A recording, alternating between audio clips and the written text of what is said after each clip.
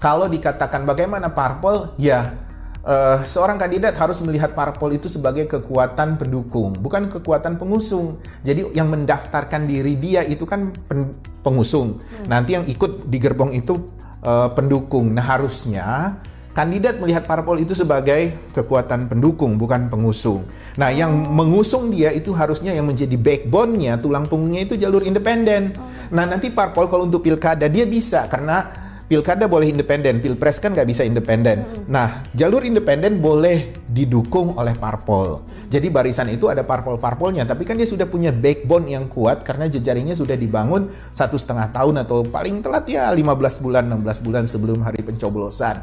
Nah, itu yang keren, itu yang akan membuat semua variabel-variabel ini bisa dikontrol sehingga dia bisa menang. Tapi kalau dia nanti tunda lagi, lihat hasil pileg, tunda lagi, lihat hasil pilpres, tunda lagi, siapa tahu dia mendukung kandidat A di pilpres, dia dapat keuntungan menunggangi capres itu sehingga dia mendapat keuntungan popularitas atau apa, itu keliru kalau hitungannya seperti itu.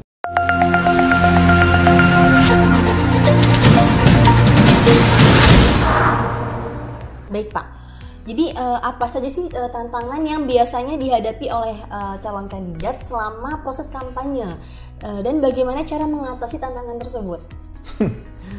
Tantangan terbesar itu ini umum dan terjadi di mana-mana ketika saat kampanye itu, Wina. Puji-pujian dari orang-orang sekelilingnya, itu tantangan terbesar. Jadi kalau Bu Wina jadi calon bupati, bayangkan setiap kamu datang ke kelompok masyarakat, ketemu orang di warung-warung lagi ngobrol aja, itu pasti memuji kamu. Oh iya benar. Nggak pernah Bu Wina, kamu nggak pantas, udahlah berhenti saja kamu jadi calon bupati kami ini. Kamu brengsek, hampir nggak kedengeran seperti itu. Pasti wah luar biasa Bu Wina, udah cocok jadi bupati kita. Dari menyapa kita aja luar biasa, sangat hangat, sudah seperti inilah bupati ideal kita gitu kan. Nah, itu bisa meracuni dirimu. Itu bisa membuat kamu sudah merasa jadi bupati. Sementara perjuangan belum selesai, tantangan masih banyak. Dan saya misalnya sebagai konsultan dirimu ketika saya ingatkan, Bu Wina, survei kita masih sekian persen. Kita masih perlu melakukan tindakan-tindakan yang signifikan. Harus melakukan ini. Dan kamu pasti benci sama saya dengan mengatakan, ngapain sih konsultan ini? Dia lihat nggak kalau setiap ketemu rakyat mengeluh-elukan saya?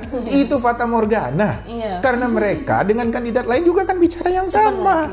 Karena mereka nggak mau ngusir kamu, karena siapa tahu kamu bisa nyawer. Atau kalau kamu merasa GR, lewat tim sukses kamu bilang, tanya dong mereka butuh apa, kita bantu. Itu gitu loh. Jadi jangan terpesona dengan orang yang ketemu. Dan itu racun luar biasa. Dan biasanya tim sukses juga takut dikatakan tidak perform oleh kandidat, dia bawa tuh kandidat ke kantung-kantung yang udah jelas-jelas mendukung dia.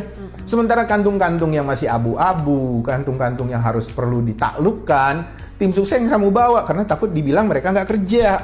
Itu. Nah, jadi harus hati-hati, harus cermat, yang benar-benar bisa menunjukkan data objektif yang betul-betul sesuai fakta itu survei. Dan yang bisa membaca survei dengan benar, menarik rekomendasi dengan tepat itu konsultan. Jadi bukan survei dibaca oleh kandidat kemudian dia nyeneng-nyenengin dari sisi yang bahagia aja, kemudian dia bahas dengan tim suksesnya dari sisi-sisi yang menurut mereka wangi-wangi saja. Nggak seperti itu gitu. Survei itu harus dibaca oleh konsultannya, karena konsultanlah yang bisa melihat itu secara objektif. Dan konsultan yang baik adalah akan bicara hal yang terpahit sekalipun kepada kandidat. Nah, jadi yang harus dilakukan kandidat selain dia jangan teracuni oleh puji-puji itu, kandidat juga pada masa kampanye harus menekadkan hati bahwa saya membayar konsultan untuk mendengarkan omongan dia. Dan saya tahu kesetiaan konsultan saya, kepatuhan komitmen konsultan saya, dia akan bicara hal-hal yang tidak enak pada saya. Itu yang harus dikejar. Jadi kalau misalnya ada konsultan mengatakan, misalnya setelah berjuang, kata, wah tenanglah Bu Wina, semua sudah beres, semua sudah bisa kita kendalikan. Ya kita kirakan kemenangan kita ini gampang lah gitu-gitu. Tapi dia tidak menunjukkan data yang clear, data yang real, yang objektif dari hasil survei. Itu hoax itu. Jadi memang kandidat tuh harus full percaya 100% sama konsultannya ya Pak? Yang menjaga akal sehat dia konsultannya. Konsultan dibayar untuk menjaga akal sehat. Konsultan dibayar bukan untuk memuji-muji kandidat. Konsultan dibayar untuk memenangkan kandidat. Itu yang harus dipahami oleh klien. Nah, kandidat-kandidat ini kan biasanya ya konsultan dibayar untuk dijadiin jimat, untuk dipamer-pamerin, ini konsultan saya, ini konsultan saya. Jadi seolah-olah dia menunjukkan dia gagah bisa bayar konsultan.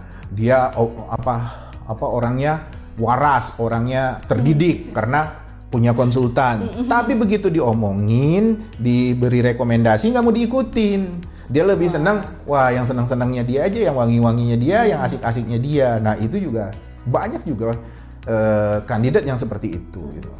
Nah di zaman sekarang ini kan media sosial udah booming banget ya Pak. Ya. Jadi menurut Bapak nih, bagaimana sih peran media sosial itu sendiri dalam pilkada ini nanti?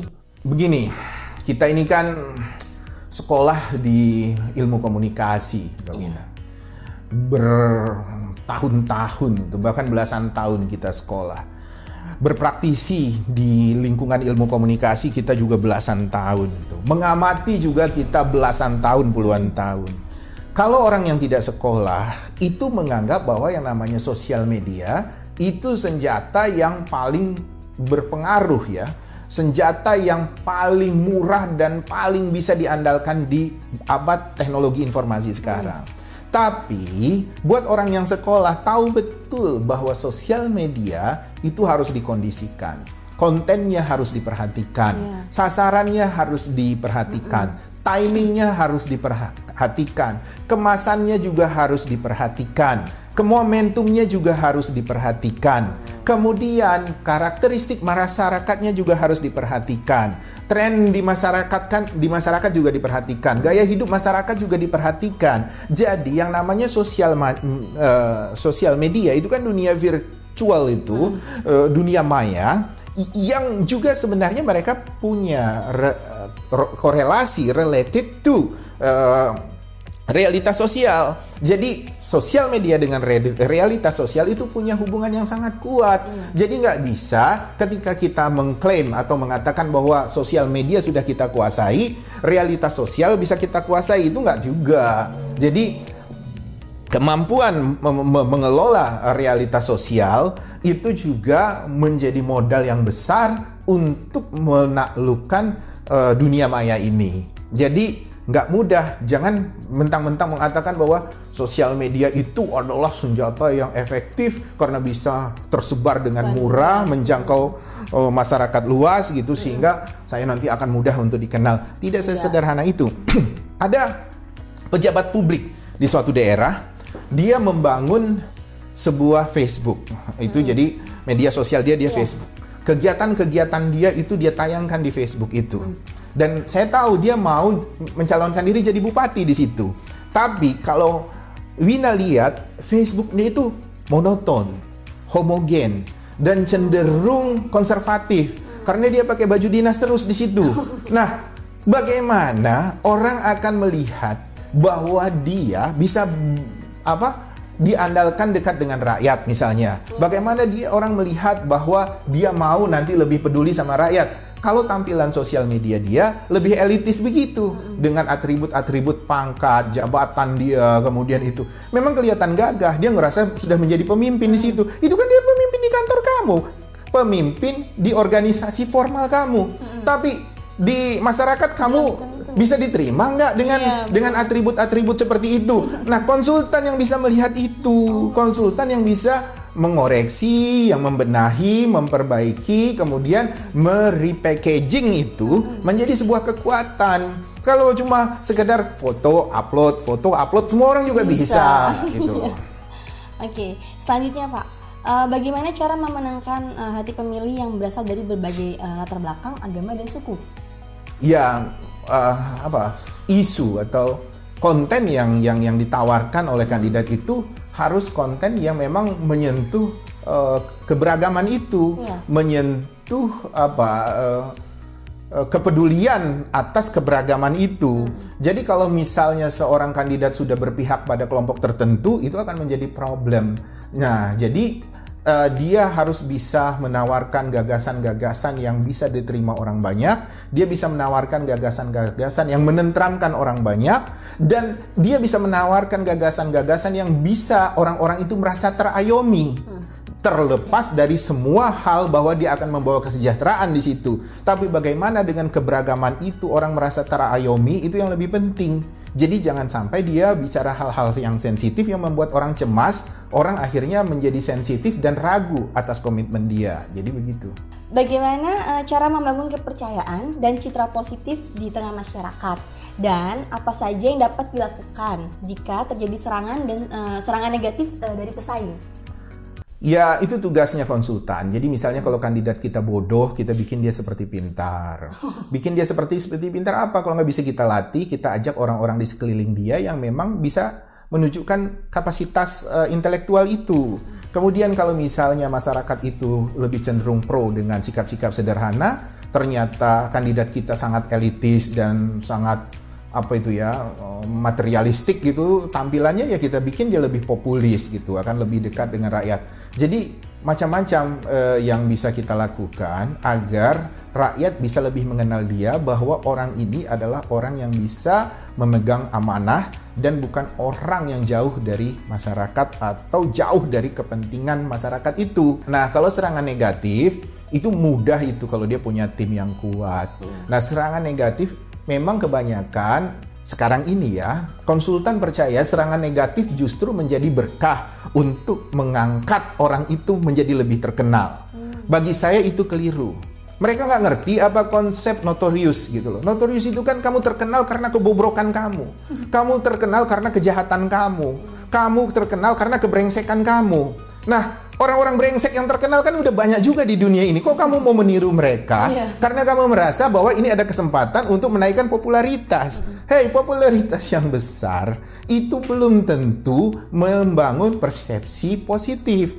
Jadi kalau dia notorious itu harus dihindari. Jadi kalau ada serangan negatif itu harus dijawab. Kalau ada serangan negatif itu harus bisa disiasati dengan cepat agar itu tidak berkembang. Jadi jangan biarin aja, kita lagi jadi omongan. Ada itu tim-tim sukses yang ngomong seperti itu. Keren, tuh lihat tuh di sana ngomongin kita, di sana ngomongin kita. Kita ngetop. Iya, ngetop lah, tapi orang kan ingat kamu hal-hal yang buruk aja.